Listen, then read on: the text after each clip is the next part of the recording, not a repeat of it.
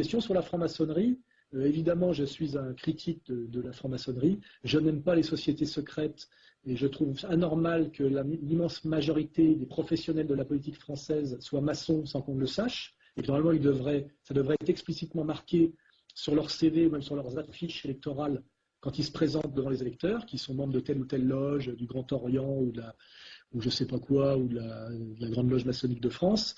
Il est absolument anormal qu'il y ait comme ça un clergé occulte de la République qui passe au-dessus de la tête des citoyens. C'est pas normal. Mais je crois, pour nuancer, que si aujourd'hui on parle autant de la franc-maçonnerie, c'est que parmi tous les réseaux qui existent, la politique n'étant que de la domination par des réseaux, c'est que la franc-maçonnerie classique telle qu'on la connaît est en déclin aujourd'hui. Je pense aujourd'hui qu'on montre du doigt la franc-maçonnerie comme on peut montrer à un certain moment à la mafia, parce que ce sont des réseaux déclinants. Je pense qu'aujourd'hui, il y a des réseaux bien plus puissants que les maçonneries traditionnelles, et qui sont notamment justement des réseaux mondialistes de type Bilderberger, de type trilatéral, de type... enfin, vous connaissez tout ça, les gens qui sont sur la toile connaissent bien, et que si aujourd'hui les médias nous jettent un peu les maçons en pâture, c'est que ce sont des réseaux qui correspondaient à une domination plutôt franco-française de type 3e, 4e République, mais qui sont en perte de vitesse. Et que c'est parce que ces réseaux de domination occulte sont en perte de vitesse qu'on nous les jette un peu en pâture aujourd'hui et qu'on joue la carte de la transparence. Je pense qu'on nous montre les réseaux de domination jouent la carte de la transparence quand ils sont en perte de vitesse et qu'ils se cassent la gueule. Et c'est pour cacher qu'il y en a d'autres qui ont pris leur place. Donc moi je pense aujourd'hui que les maçonneries à critiquer sont les maçonneries mondialistes qui sont effectives aujourd'hui et dont vous connaissez les noms même mieux que moi.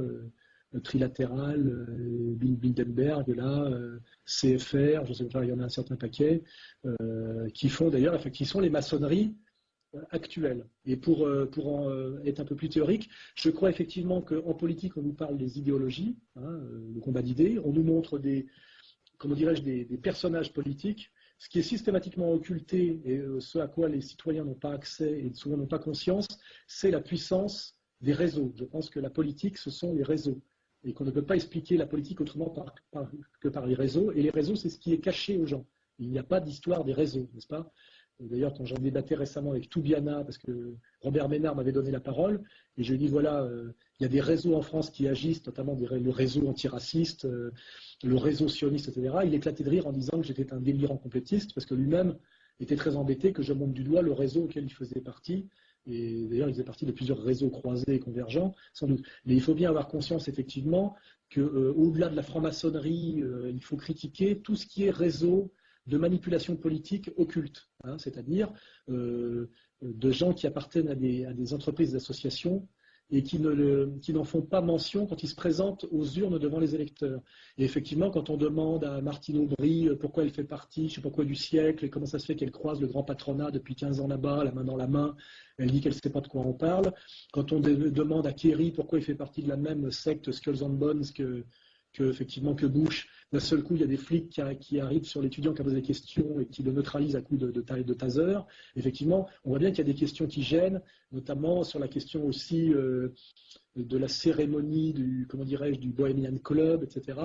Il faut effectivement systématiquement exiger des hommes politiques dans la transparence face aux citoyens électeurs, qu'ils disent à quel réseau ils appartiennent et pourquoi. Parce que quand on comprend l'appartenance au réseau des hommes politiques, on comprend mieux par qui ils sont tenus et pour qui ils roulent en réalité.